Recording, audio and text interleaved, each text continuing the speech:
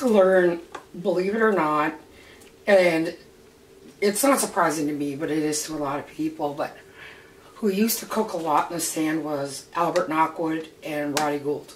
Really? Yep. Roddy Gould mostly. But he was more meat, you know? Frank Joe's mom, Nancy Peters, I think, did too, because Frank Isn't that was beautiful? the first one who talked to me about Bannock in the Sand. And then it just started to pop up everywhere where, oh yeah, we did that too. Like, it brought back memories once one person had a memory of it. We kind of, you know, had not much choice because Mom had a lot of kids. So she had to make do with what she had. So Mom was like so inventive with, we used to tease her that she could make a 7-course meal out of a grain of rice. That's the kind of parent she was, you know. You just kind of had to make do with what was in your cupboards. And so Mom used to say, as long as you had flour, lard, butter, you can make a meal. You won't go hungry. And she used to come home with 50-pound bags of flour. In the winter across the ice. Mom was really good. Mom knew your mom really well. Yeah. Your mom's in her 70s, right? Or close to it? Joyce. Joyce. You're thinking Oh, maybe. her mom. Cecile. Yeah, Cecile. Yeah, I probably am. Yeah. It was so funny. They sent us a property line of what we own up there. And I have the papers here somewhere. I just donated mine back to the res. Like, it wasn't big enough to do anything with, so. It was my grandfather's. And then it went to my mom, and then it went to us. But again, it was so small. There was really nothing you could do much with. The attorneys were really nice about it and stuff. So how many potatoes? Do you literally fill it so that it's potatoes I still high? gotta slice them. Exactly, and once you slice them. But if you, And- for a general rule of thumb, Okay, I do a first layer of slicing. Then I put onion, some cubed butter, and a little bit of flour. Then I do another row of slices, and then you just keep going until you fill it. okay. And so how many potatoes would you say would fill that pan? I really don't know because I've never really counted before. But me, I just keep kind of peeling it, so I'm just like, yeah, that looks good. But yeah, some onion on top too. So the recipe would be potatoes, onions. You don't fine chop the onions, you just kind of do it to where they're kind of like half rings or something. Or rings, Yeah. exactly. And you just put it on there. A lot of people don't like onions in their, I do. I do too. It just adds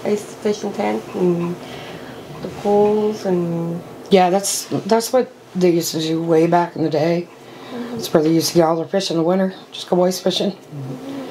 Granddad, Uncle David, Uncle Tony, you know, all that crew used to just go out in the waters and stay overnight ice fishing and get what they needed for the week, and back in they went, and the women would just skin them and, you know, keep them cool in the snow, frozen. Same with eeling. Do you know anybody that used to do eeling? My mother used to. Spearing eels? Wow. Again, like, she had 7 kids, right? So. Oh, yes, true. So she used to go out with her dad, and her dad taught her everything. So when he went out, she would go out with him in separate boats. But she was pretty good. She was pretty good at eeling. But I think the only one I know from our band that still does it, if I'm not mistaken, is one of the Jada's boys. Bobby, I think. But there's not very many places you can eel anymore. And eels are gross. Yeah, I never eat them either. They remind me of snakes.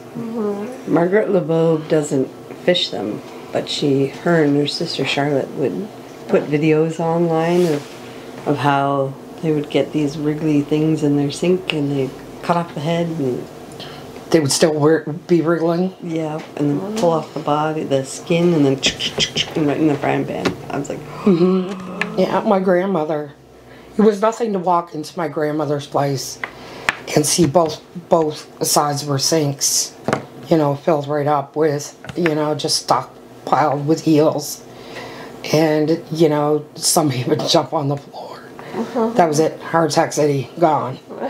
But like you, they would just, you know, hold it up, just skin it right down, cut it, you know, fry it, have it with bread. And, but, what else do they use? Mackerel, salmon. Rabbits. Rabbit, yeah, if you remember what I was saying. yeah. Yeah, I was saying when I was making the meat pie, like, yeah, I made it with beef cubes and whatnot, but I mean, it was nothing for our families to use rabbit in meat pies. And it was good. And no, it didn't taste like chicken, it tasted like rabbit. But nothing was wasted, though. It truly was not wasted. I can actually say that. Because when I think back on them skinning animals, everything was used. Because my grandfather used to carve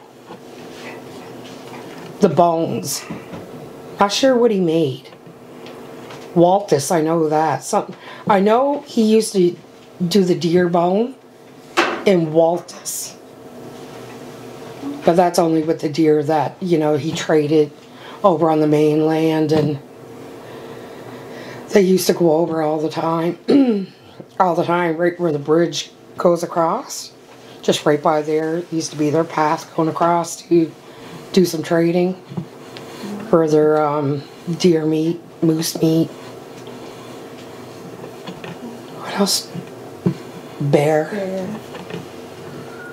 I heard that porcupine, I was reading a story on one of the Mi'kmaq sites, and they said that porcupine are actually really easy to kill. You just need to hit them in their forehead with a little bit of force and they drop.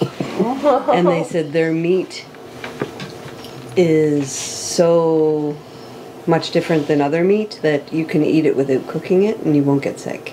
Really? So if you were really, really hungry and you had a good opportunity with some security not to get too many quills, you'd just tap the porcupine, probably take the quills off and the skin off, and I had this and you could eat really good meat in El Sabok. Oh my goodness, it was good. And they told me after it was beaver. Oh. And I felt like such a murderer, but I'm not even gonna lie, it was so good. I'm trying to think of what else we ate. Turtle? No, I've never had turtle. Have you? No. I don't think I could. My brain wouldn't allow me to. Right? There's something about that that just seems wrong.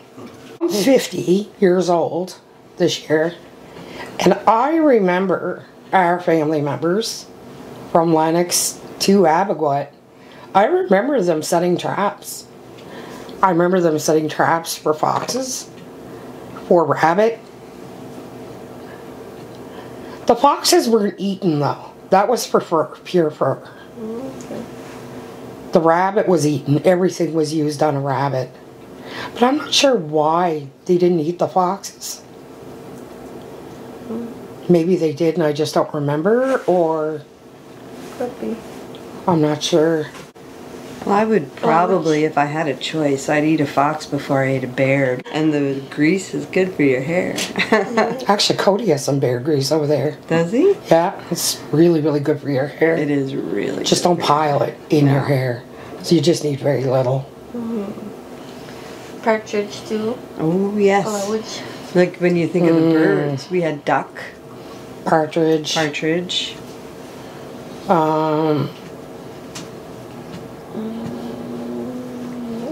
I refuse to say crow because me and crows just live higher. We feed them here and they're so faithful. Aww. So faithful, and they come back every day and they will tap, tap, tap until you take out their food to them. We didn't have a lot of game here. Ducks and geese. Yeah, ducks, geese, turkey, Oh, yeah. chicken. Quail. I don't know. But you know, that's another thing too. Did you ever notice that our people never fried their foods? It was always baked or broiled or boiled, or you know, it was always in a way that it was so good for us. Yeah. And now everything's just fried, pre-made, Yeah. antibiotics in them. Yeah. That's how I try to buy my meat, is antibiotic free. I mean, yeah, you're paying a little bit extra, but you know, it's just not worth eating food raised by antibiotics. Well, they were saying that when the Scottish people first came, they brought salt, and they traded with the indigenous people here with salt, and salt became such a staple of things that would cure the meat so that it would dry faster for the winter. You know, tanning it and everything. But before that, we didn't do that. We would naturally dry our eels, like we'd hang them in the air to dry. We would Smoke them. Yeah, like smoke them so that it was a natural dry, and salt. Mom laid out a map of Lennox right down to going down to St. Peter's Bay, and she would tell you exactly where they took their wigwams and where they lived, what time of year you lived there, and you know, the different places that you lived determined on the type of fish that was passing by that area. So they would, you know, get what they needed from this area. Mom said that families back in her day, like when they came from wigwams and actually moved into houses, they were almost like tar paper shacks. It was more, those were used more for smokehouses or drying fish or drying meat, drying the fur and whatnot. And some badness over there, just trying to get them dogs going. So yeah, I've never heard of us living in longhouses. Yeah, on the mainland they did. And I only know that because Bertha told me.